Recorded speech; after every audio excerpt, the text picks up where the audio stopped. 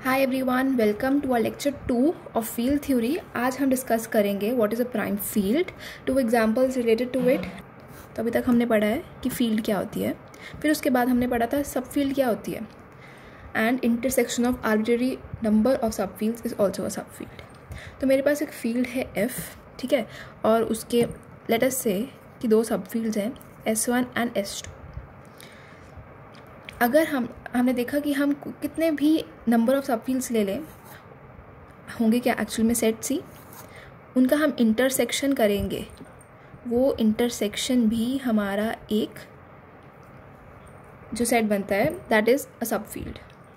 So let us से P। तो मैं जितने भी ले लूँ, अगर मैं 3 ले लूँ, यहाँ पे थर्ड आ जाएगा। अब यहाँ पर इंटरसेक्शन क्या बनेगा, ये वाला। तो यहाँ पे ये वाला P1 S1, ये वाला S3 अगर हम ले लें, S1 intersection S2 intersection S3। सो मतलब इंटरसेक्शन ऑफ एनी नंबर और सब fields is also a sub field. उस सब फील्ड, वो सब फील्ड कुछ इस तरह की होगी कि कोई और सब फील्ड उसके अंदर कंटेन नहीं है, ठीक है ना। सी, अगर मैं बोल रही हूँ कि ये हमारा S1 है, ये S2 है एंड ये S3 है, 3 सब फील्ड्स ले लिया हम। This P1 is properly contained in S1, S2 and S3, ठीक है। S1 P में कंटेन्ड नहीं है, बट P हर सब फील्ड में कंटेन्ड है। तो ऐसी स्मॉलेस्ट सब field which is contained in all other सब फील्ड्स एंड नो अदर सब field is properly contained in that सब फील्ड, उसको हम प्राइम सब फील्ड बोलते हैं या प्राइम फील्ड बोलते हैं, ठीक है। I hope I am very much clear. A field P is said to be prime field if it has no proper sub fields. मतलब यहाँ पे जो P है, it is contained in S1, properly contained in S1, similar, या फिर और S2 और S3। That is it. ये हमारी सब फील्ड की डेफिनेशन है। अगर हमारे पास कोई फील्ड F है, then we will always have a unique prime sub field which can be obtained by taking intersection of all sub fields of F. So now we will discuss about an important example from this concept of subfields. Prove that every subfield of C contains Q. तो since हमें यहाँ पे every subfield के बारे में बताना है, तो ऐसे questions में हम in general किसी एक subfield के लिए result prove कर देंगे, and since हम general चीज़ें यूज़ कर रहे हैं तो हर subfield के लिए वो apply होता है, okay? So अब यहाँ पे हमें given है a field C और बताना है कि उसके हर सब फील्ड के अंदर क्यू कंटेन्ड है। तो अगेन हम we will take it, let us take any sub field of C say K. अब टू प्रूफ क्या है? टू प्रूफ बस इतनी सी बात है कि K है वो Q को कंटेन कर रहा है। The sub field K of C contains Q। इस क्वेश्चन में हमें लास्ट पे कुछ इस तरह का रिजल्ट प्रूफ करना है, और हमें पता है कि सेट थ्योरी में हमने जब एक सेट को दूसरे सेट का सबसेट प्रूफ करना होता है तो हम इसके एक एलिमेंट को लेकर चलते हैं और शो कर देते हैं कि वो इसमें भी प्रेजेंट है। बट ये वाले क्वेश्चन में थोड़ा सा चीज़ डिफरेंट होगी, बस इस वजह से क्योंकि हमें स्टैंडर्ड फील्ड गिवन है रैशनल नंबर्स की। इस क्वेश्चन को प्रूफ करने के लिए जो हमारा रिजल्ट होता है, हमारा स्टैंडर्ड ऑर्डर होता है कि natural numbers, integers and then rational numbers, उसी तरह से चलेंगे। K कंटेन्स नेचुरल नंबर्स पहले प्रूफ करेंगे, फिर हम प्रूफ करेंगे कि K contains integers, and last में हम इस पर आ जाएंगे कि K कंटेन्स रैशनल नंबर्स। ऐसा क्यों करेंगे? सी, रैशनल नंबर्स हम स्टैंडर्ड फॉर्म क्या होता है रैशनल नंबर का? P by Q. So P by Q मैं P बाई स्मॉल क्यू मैंने फील्ड ऑफ रैशनल नंबर्स से लूँगी, और मैंने अगर शो कर दिया कि वो K में भी प्रेजेंट है तो हमारा रिजल्ट हो गया, ठीक है। तो P बाई क्यू मुझे लास्ट में शो करना है, मैं रफ में कर रही हूँ, मुझे लास्ट में शो करना है कि P बाई क्यू किसको बिलोंग कर रहा है? K को बिलोंग करे। क्यों करेगा? अगर P क्यू इन्वर्स K को बिलोंग करेगा, अब K तो हमारा सब फील्ड है ही है, तो P उसको बिलोंग करेगा अगर Q इन्वर्स उसको बिलोंग करेगा, ठीक है। ये तब करेंगे। अब हमें इस बात पर आना है कि P और Q इन्वर्स K को क्यों बिलोंग करेंगे। अब हम यहाँ ये नहीं कह सकते कि भाई सब फील्ड है तो P और Q इन्वर्स उसको बिलोंग करेंगे, नहीं। P क्या है? Integer, P and Q integers हैं।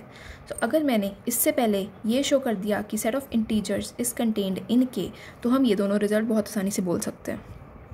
अब बात आती है कि इन जनरल कोई भी इंटीजर के को क्यों बिलोंग करेगा। इंटीजर्स का फॉर्म क्या होता है, प्लस माइनस एन।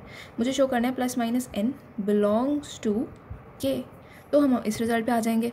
अब plus minus n, let us say n के को क्यों बिलोंग करेगा किसी तरह से। अभी तक हमें क्या पता है, 1 के को बिलोंग करता है।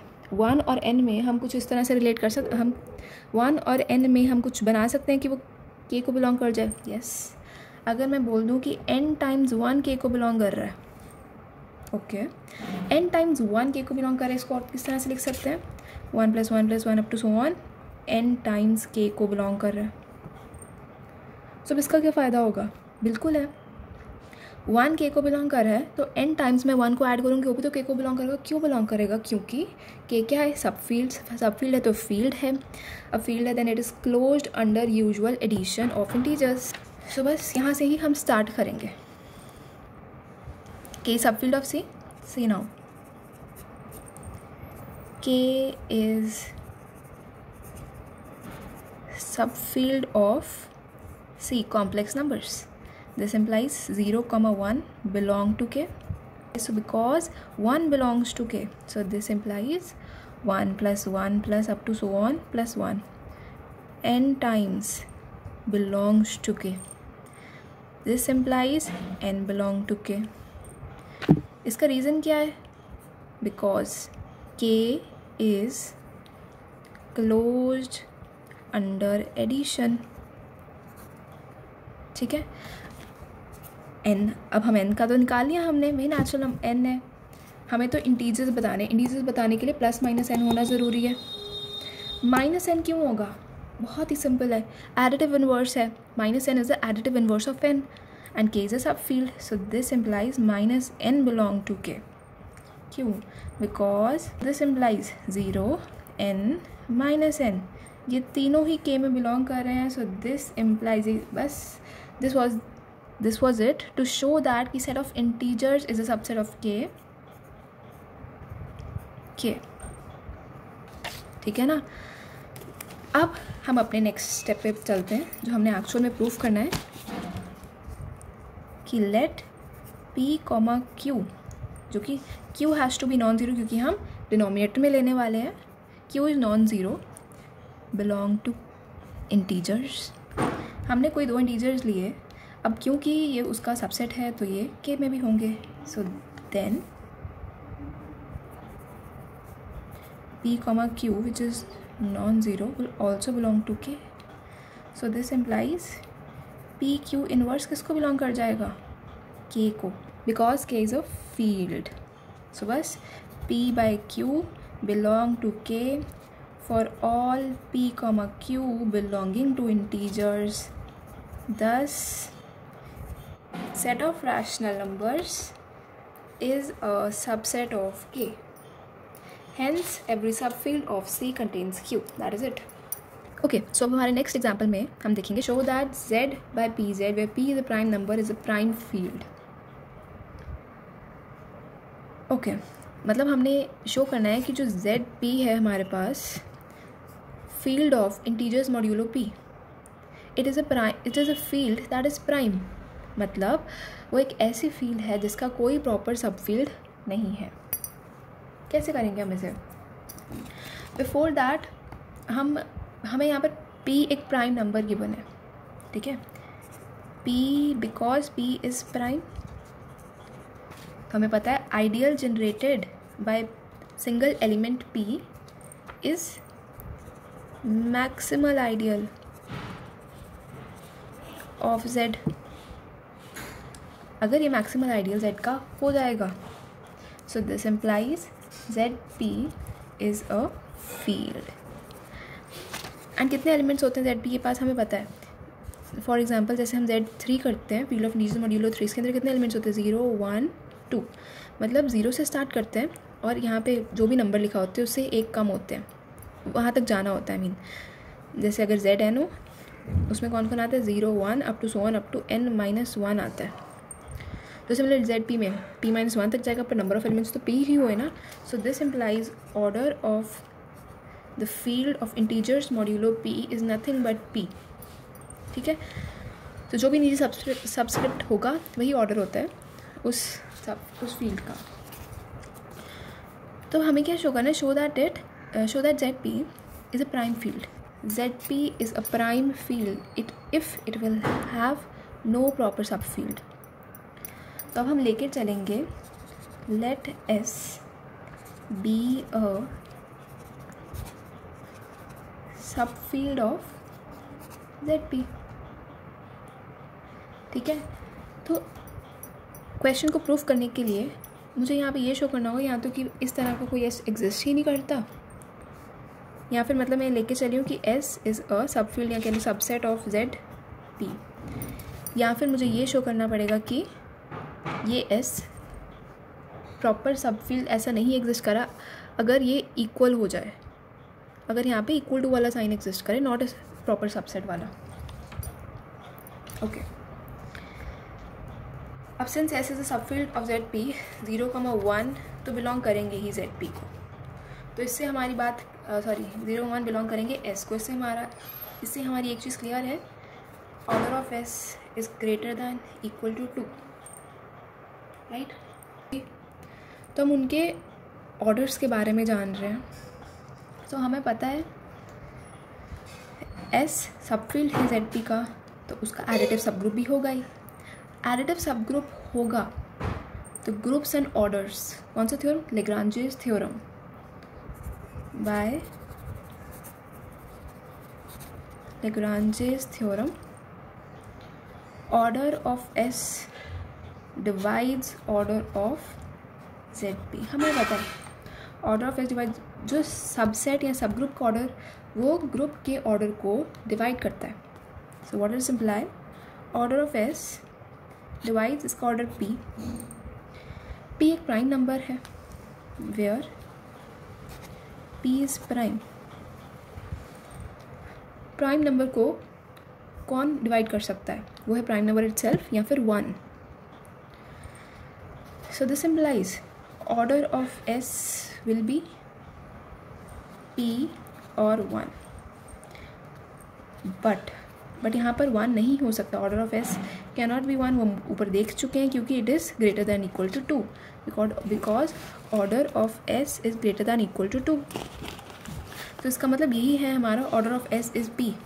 अगर ऑर्डर ऑफ S P आ रहा है, वही तो order of S is equal to order of ZP। तो इसका मतलब जो हम S के बारे में बात कर रहे हैं, जो S सब फील्ड हमने उस फील्ड का लिया, ऑर्डर ही सेम है। इसका मतलब वो कुछ नहीं, खुद ZP ही है। मतलब हम यहाँ पर इम्प्रॉपर सब फील्ड के बारे में बात कर रहे थे इतने टाइम से। So this S is equal to ZP, so therefore ZP has no proper subfield।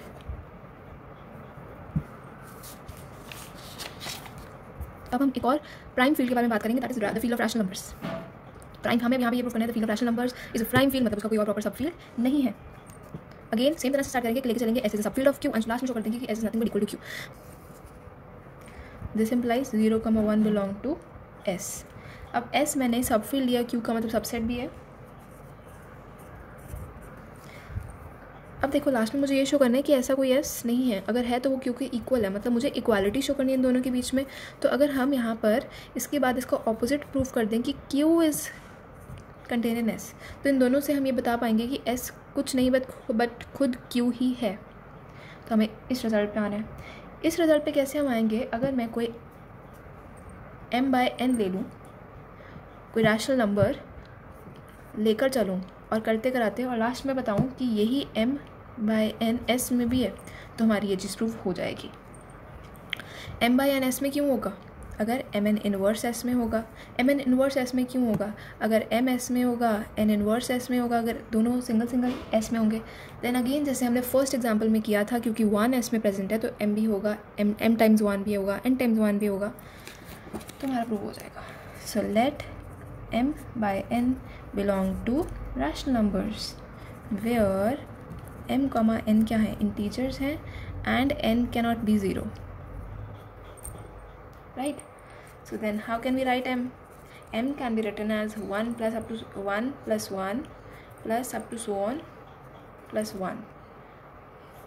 m times मैं 1 को ऐड करूँ, हम m बना सकते हैं, राइट? और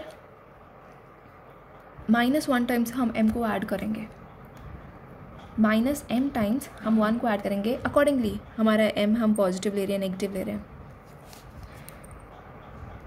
So अब because 1 belongs to S and S is closed under addition, so this implies M will also belong to S.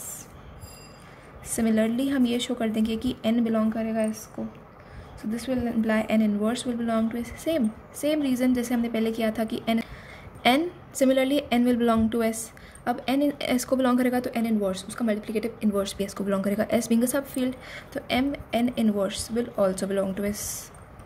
Closure S is close under multiplication. बस अगर M N इनवर्स बिलोंग कर रहे हैं हम इसको इस तरह से भी लिख सकते हैं, M by N belongs to S for all M, N belonging to integers N not equal to 0. So what does imply Q, हम M by N से स्टार्ट किया था Q से लेकर, और हमने शो कर दिया कि वही सेम रैशनल नंबर S में भी आ रहा है, तो Q is a subset of S. So therefore from 1 and 2 S is equal to Q. मतलब Q has no proper sub fields, Q has no proper sub fields, hence Q is a prime field. That is it for today. Next lecture में हम एक important theorem करेंगे regarding this prime field. उस theorem से हमें ये पता लगेगा कि जो हमने examples किए कि ZP का कि it is a prime field and rational numbers का की field it is a prime field. Actual में कोई भी prime field P वो एक्चुअल में या तो वो रैशनल नंबर्स के टाइप की होती है या वो यहाँ ZP के टाइप की होती है. मतलब any prime field is either isomorphic to Q और ZP. ये हम अपने नेक्स्ट लेक्चर में करेंगे. Thank you for watching.